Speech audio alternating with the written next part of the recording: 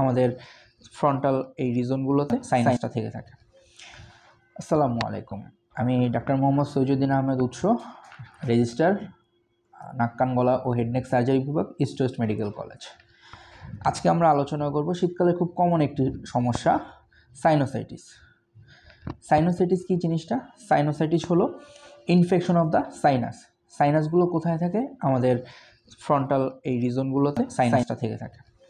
এই পেশেন্টগুলো আমাদের কাছে কি সমস্যা নিয়ে আসবে, বা আপনি কিভাবে বুঝবেন যে আপনার সাইনোসাইটিসে আপনি আক্রান্ত?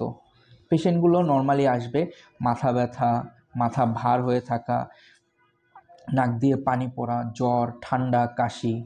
অনেক সময় আমাদের যে সাইনাস রিজনগুলো আছে এগুলো অনেক বেশি হ্যাভি ফিল করবে পেশেন্ট। তার কাছে এক্ষেত্রে আপনি একজন নাক কান গলার বিশেষজ্ঞের কাছে যাবেন, তিনি আপনাকে কিছু পরীক্ষা নিরীক্ষা করে সাইনোসাইটিস কনফার্ম করবে। সাইনোসাইটিসের ট্রিটমেন্ট যদি বলে থাকি সেক্ষেত্রে দুই ধরনের, আমরা কনজারভেটিভও দিয়ে থাকি, সার্জারি অপশনও বলে থাকি। স্বাভাবিকভাবে আমরা কনজারভেটিভ দিই, যদি কোনো কারণে কনজারভেটিভে পেশেন্ট ভালো না হয় সেক্ষেত্রে আমরা সার্জারি অপশন বলে থাকি।